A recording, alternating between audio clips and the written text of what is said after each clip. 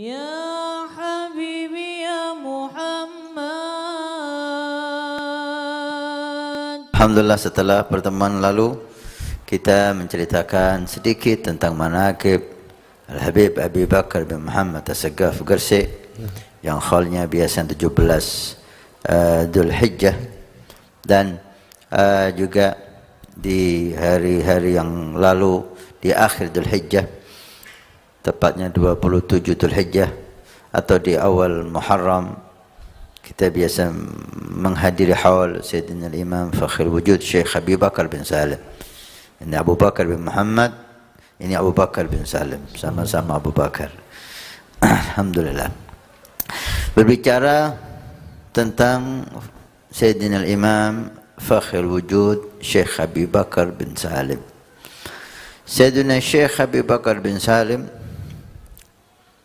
salah satu cucu Nabi SAW yang mulia. Beliau dilahirkan di kota Tarim pada tahun 919 Hijriah, abad yang ke-9. Tepatnya pada hari Sabtu, ada yang mengatakan tanggal 13, ada yang mengatakan tanggal 23 Jumadil Akhir. Dari seorang ayah yang mulia, Al-Habib Salim bin Abdullah bin Abdurrahman bin Abdullah bin Abdurrahman As-Saggaf, Imam Wadi Ahqaf, sampai nasabnya bersambung kepada Al-Faqih Al-Muqaddam Muhammad bin Ali Ba'alawi, dan kepada Al-Muhajir Allah Ahmad bin Isa, dan kepada Sayyidina Imam Ali Zainal Abidin As-Sajjad, Ibn Imam Hussein As-Shahid, Ibn Ali bin Abi Talib, Ibn Fatimah binti Rasulullah Muhammad sallallahu alaihi wasallam. Nasab begitu indah dan mulia. Semuanya aulia, semuanya salihin. Dari seorang ibu yang istimewa, Syarifah Hababah Talha binti Aqil, cucu daripada Habib Ali bin Abi Bakar Sakran. Habib Abu Bakar Sakran, cucu dari Abu Bakar Sakran bin Abdurrahman As-Saggaf. Ayahanda beliau ingin beliau menjadi ulama salihin, sehingga dibawalah Habib Abu Bakar bin Salim ke guru demi guru.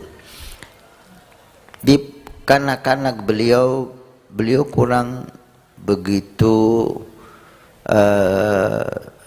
semangat di dalam mencari ilmu Al-Quran, menghafal Quran seperti yang diinginkan ayahnya. Sampai ayahnya mengeluh kepada gurunya, Imam Syahabuddin Ahmad bin Abdurrahman bin Ali bin Abu Bakar Sakran, seorang aulia besar. Al-Habib Salim mengeluh tentang Habib Abu Bakar bin Salim. Menurut beliau kurang bersemangat dalam menghafal Quran.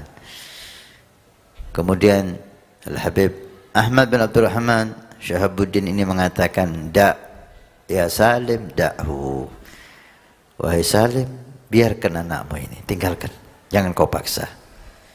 Nanti dia sendiri akan bersemangat dengan semangat yang luar biasa.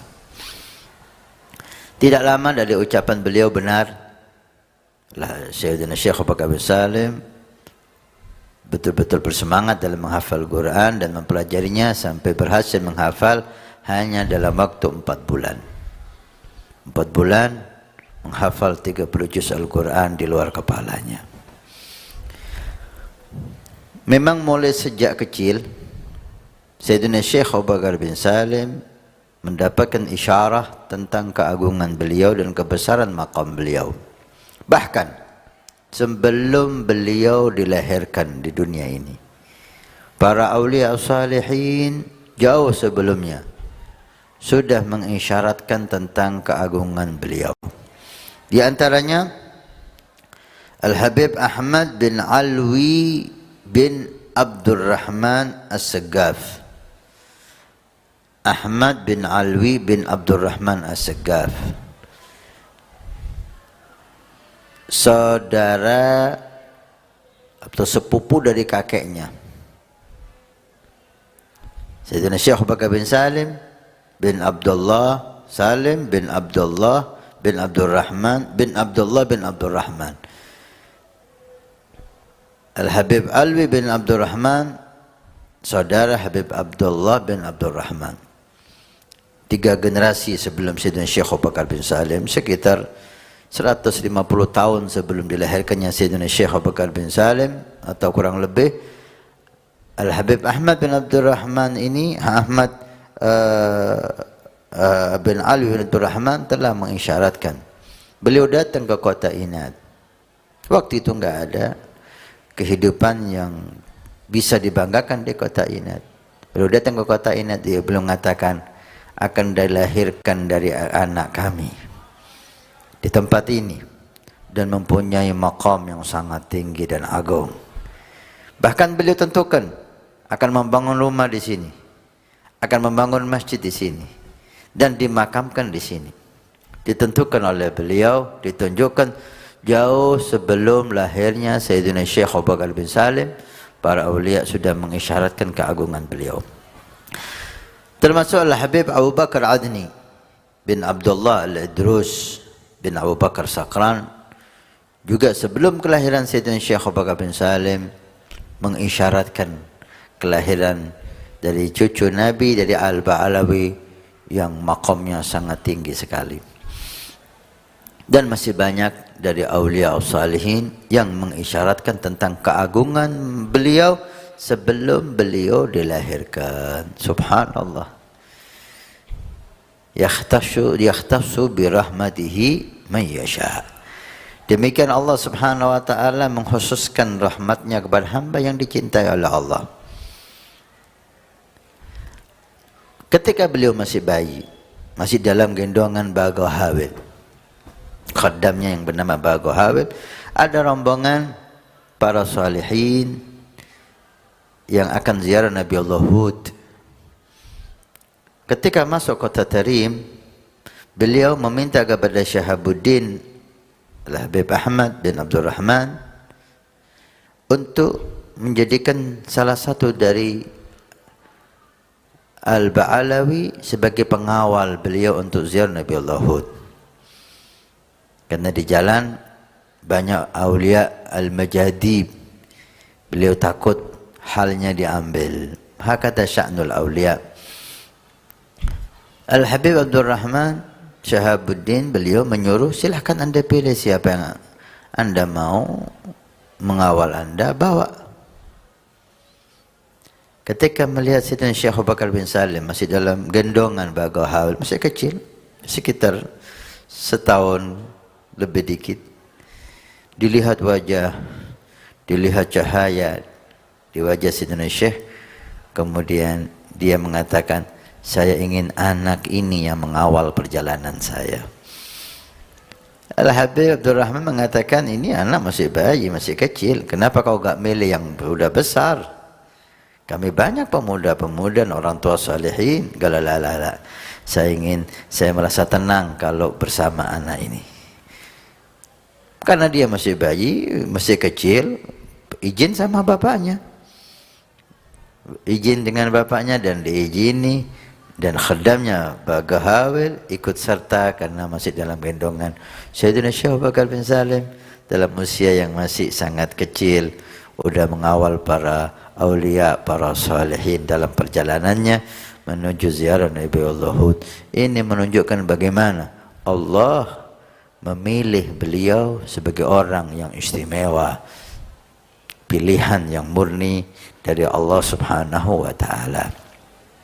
Tapi hal itu tidak cukup bagi Sayyidina Syekh Abu Bakar bin Salim menjadi awliya besar, sehingga namanya masyhur bukan hanya di Hadramut, bukan hanya di Yaman, bahkan masyhur di negara kita Nusantara ini. Bahkan di zaman hidup beliau, Ghafilah dari Rum, Romawi datang ke Inad berkunjung dan mengambil berkah Sayyidina Syekh Abu Bakar bin Salim.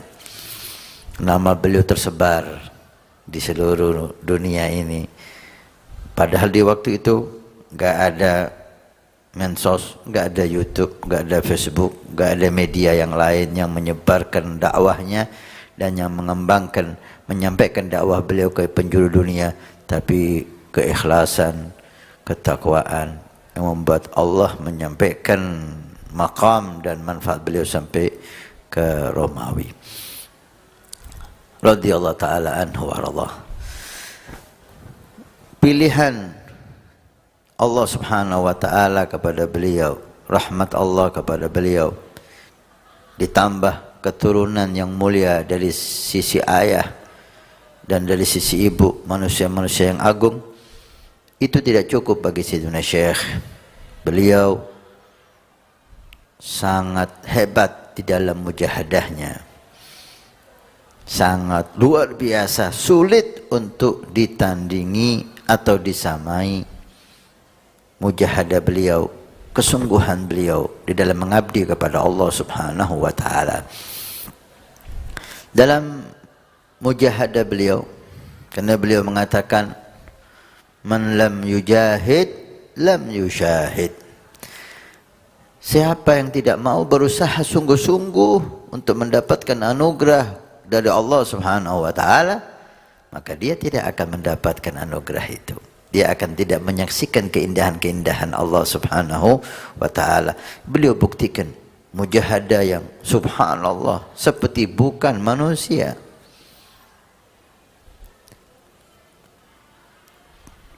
Dikatakan hampir tiap malam beliau pergi dari Inad setelah menimba ilmu dari awliya salihin di zamannya, termasuk Habib Ahmad, Syahabuddin Ahmad bin Abdul Rahman, Syekh Ma'ruf Bajamal, dan banyak sekali guru-guru mulia beliau, dan semuanya awliya salihin.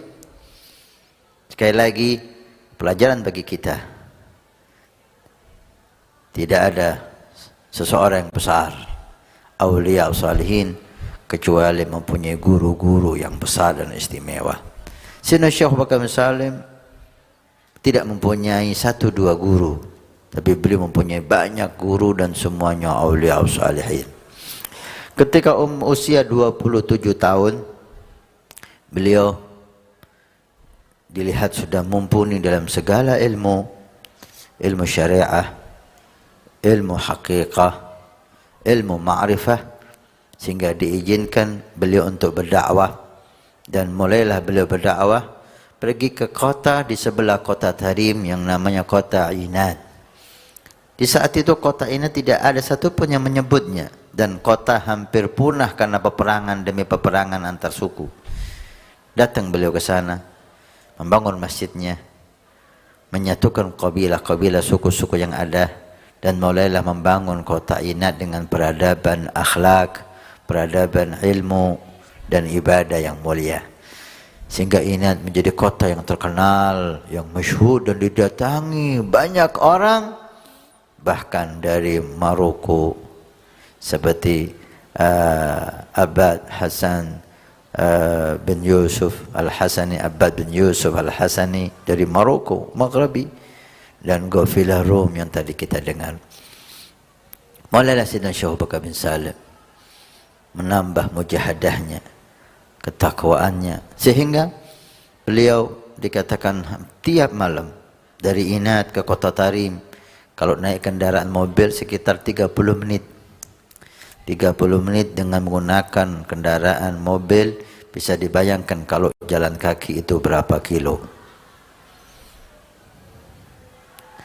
Tiap malam beliau dari kota Inad berjalan kaki menuju kota Tarim, kota kakeknya dan kelahirannya. Apa yang beliau lakukan di kota Tarim di malam hari? Beliau sholat di setiap masjid kota Tarim, tahajud di setiap masjid kota Tarim. Ditambah lagi tidak hanya sholat, beliau menimba air dan memenuhi kamar mandi semua masjid yang beliau datangi. Tidak cukup itu. Di kota Tarim ada tempat untuk minumnya manusia, orang-orang yang mau minum, ada tempatnya tersendiri, dan ada tempat untuk minumnya binatang. Di setiap malam itu pula beliau memenuhi tempat air minumnya, orang-orang yang lewat, dan memenuhi tempat minum para binatang yang sudah disiapkan tempatnya tiap malam. Dan sholat subuh diingat. Berapa jam itu perjalanan? Berapa jam beliau sholat di masjid-masjid yang jumlahnya waktu itu hampir 360 masjid. Berapa jam beliau mengisi kamar mandi masjid yang ada di sana. Berapa jam pula beliau mengisi tempat minumnya orang yang lewat dan binatang yang lewat. Subhanallah, sholat subuh diingat tiap malam. Bahkan ketika musim dingin yang sangat dahsyat, beliau tetap melaksanakan rutinitas beliau. Sampai di jalan, darah kaki beliau menetes ke tanah. Ketika pagi hari orang lewat di jalan itu, mereka mengatakan, ini bekas jalannya Walad Salim. Ini darah jalannya Abu Bakar bin Salim. Tadi malam lewat sini, ini darahnya. Sampai hampir semua orang mengetahui kejadian itu. Mujahadah yang begitu hebat. Sayyidina Syekh Abu Bakar bin Salim, maqam yang sangat tinggi beliau dapatkan. Bukan hanya pemberian semata dari Allah, tapi mujahadah yang luar biasa. Beliau mengatakan, saya tidak pernah meninggalkan sholat duha dan sholat witir alal kamal. Duhanya 8 rakaat, witirnya 13 rakaat tiap malam. Dalam mujahadah beliau 40 tahun sholat subuh dengan menggunakan wudu isya. Artinya setelah sholat isya di awal waktu, anggap jam 7, beliau tidak tidur, tidak menyentuh istrinya sampai waktu subuh, sehingga beliau sholat subuh dengan wudu isya, tidak batal wudunya. 40 tahun. Apa yang beliau lakukan? Zikir, ibadah, ta'lim, sholat, Quran. 40 tahun. Pernah beliau mengatakan setahun penuh beliau enggak tidur, la siang wala malam, bermunajat ibadah sama Allah Subhanahu wa ta'ala. Keilmuan beliau luar biasa. Beliau ulama besar. Beliau sangat senang dengan kitabnya Imam Nawawi, terutama kitab Minhajut Talibin, kitab fikih yang cukup besar. Beliau baca secara tafsil dengan keterangan yang begitu luas sebanyak 3 kali hatam. Setelah hatam diulangi lagi dari awal, diajarkan lagi, hatam, diajarkan lagi, sampai 3 kali hatam kitab Minhajut Talibin dari Imam Nawawi. Tentang kitab Ihya, Masya Allah, dikatakan beliau menghatamkan kitab Ihya 40 kali di dalam hidupnya. 40 kali menghatam kitab Ihya yang 4 jilid yang besar tersebut. Ilmu, ibadah, dan akhlak. Akhlak beliau luar biasa.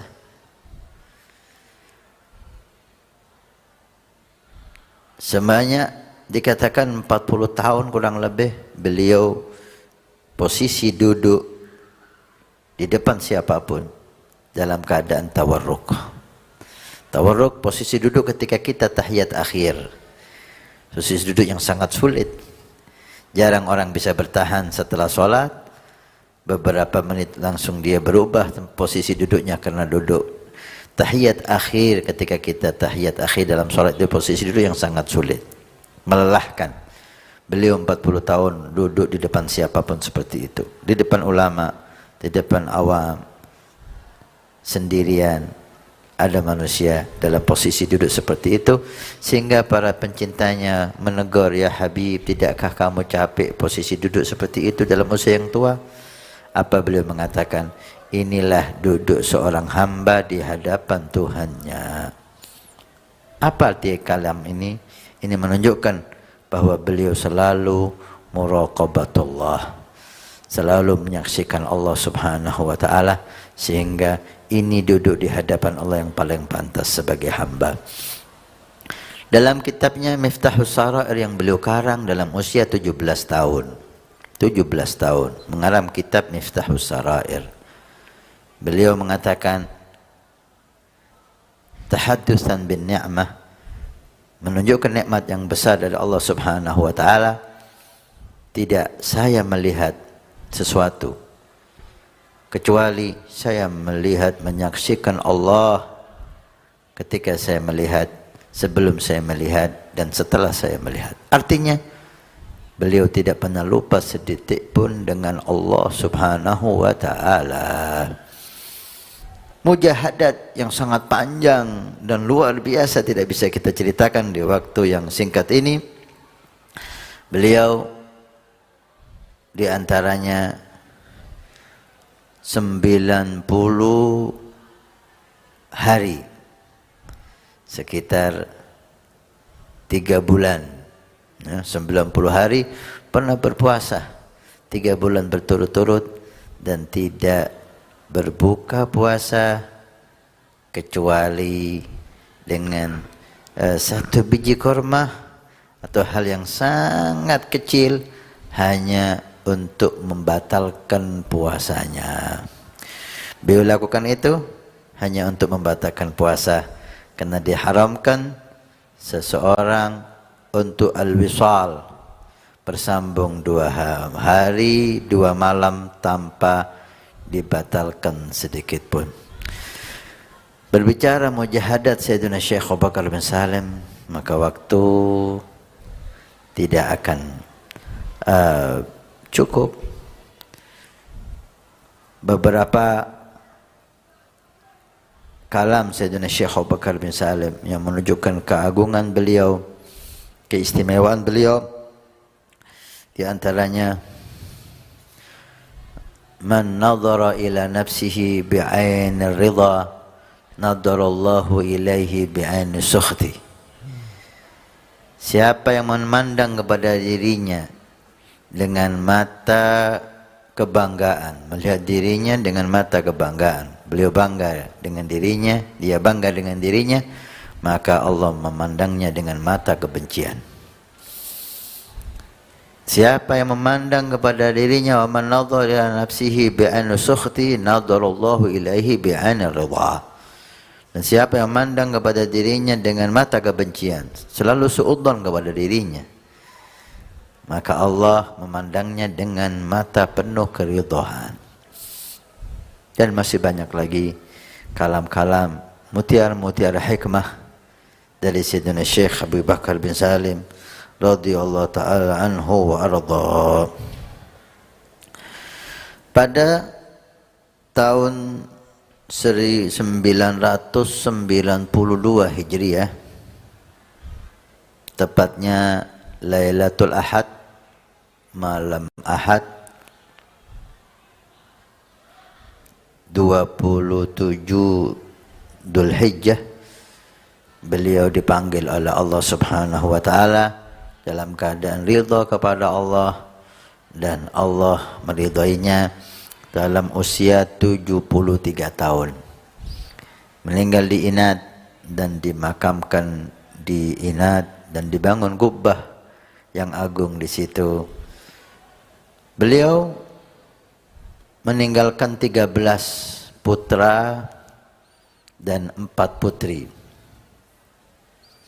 Di putra putri beliau ada 17, 13 laki-laki dan 4 perempuan. Semuanya aulia, semuanya salihin. Salah satu dari putra beliau Sayyidina Umar Muhdar. Beliau Sayyidina Umar Muhdar mengatakan, la arda ahada talamidi asgharhum mithl Junaid al-Bustami. Saya tidak ridha jika santri yang kecil, santriku yang paling kecil, makamnya seperti Imam Junaid al-Bustami. Sayyidina Junaid al-Bustami aulia yang sepakat semuanya atas kewalihannya di Baghdad, aulia besar. Kuburnya diziarahi, kuburnya diambil berkah oleh semua orang. Sayyidina Umar Mahdhar, putra Sayyidina Syekh Abu Bakar bin Salim, beliau mengatakan, saya tidak rela santriku yang paling kecil seperti Sayyidina Junaid al-Bustami. Bagaimana dengan santrinya yang besar? Bagaimana dengan beliau sendiri? Bagaimana dengan ayahnya Fakhrul Wujud Sayyidina Imam Syekh Abu Bakar bin Salim? Julukan Fakhrul Wujud, kebanggaan yang ada, adalah julukan yang pas untuk beliau, karena beliau menjadi sorotan semua mata orang saleh, pemimpin aulia di zamannya, bahkan keberkahannya kita rasakan sampai sekarang. Banyak para aulia salihin mengisyarahkan bahwa Sayyidina Syekh Abu Bakar bin Salim keberkahannya setiap zaman. Sampai zaman ini Al-Habib Al-Qadir bin Ahmad mengatakan keberkahan Sayyidina Syekh Abu Bakar bin Salim tetap mengalir, baik melalui gosidahnya, kitabnya, anak cucunya. Mudah-mudahan Allah Subhanahu wa taala memberikan berkah kepada kita semua. Beliau meninggal di kota Inad dan dimakamkan di Inad. Beliau seorang aulia yang terkenal sangat rahmat kepada ummah. Dermawan, yudrab bihil mathal, sampai dijadikan contoh. Setiap hari beliau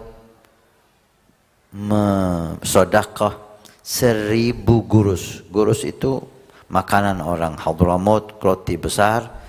1000 gurus, 1000 roti beliau sebarkan, beliau sedekahkan. Itu yang pasti. Dan beliau sangat dermawan dalam menyambut tamu.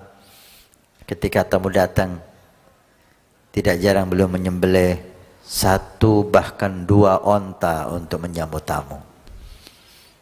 Luar biasa rahmahnya dengan semua orang.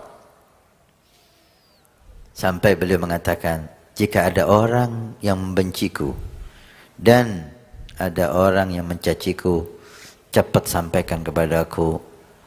Ketika ditanya, untuk apa ya Sayyidina Syekh? Untuk saya doakan, mudah-mudahan dia selamat dari bala Allah. Yang membencinya, yang mencacinya, didoakan selamat. Sedangkan yang mencintainya, jangan ditanya.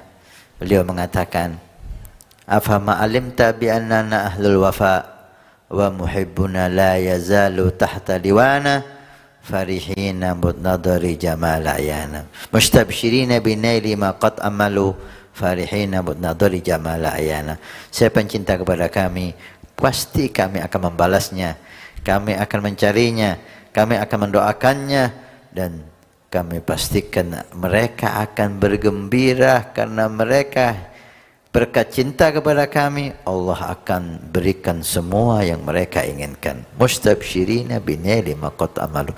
Mudah-mudahan kisah ini membuat kita cinta kepada beliau dan cinta kepada aulia salihin. Mudah-mudahan barokah Sayyidina Syekh Abu Bakar bin Salim dan barokah para aulia salihin Allah berikan kepada kita semua. Jika tahun ini yang biasanya guru mula kita Sidi Habib Umar hadir ke Jakarta di tempat Syed Muhsin Al-Hamid, mudah-mudahan Allah panjangkan umur beliau ma'lutuf al-afiyah. Kita hadir di sana memperingati Khaul Sayyidina Syekh Abu Bakar bin Salim. Tahun ini diliburkan, mudah-mudahan tahun depan Allah mengizinkan hal tersebut ada kembali dalam keadaan lebih berkah. Amin ya rabbal alamin. Alhamdulillahirabbil alamin.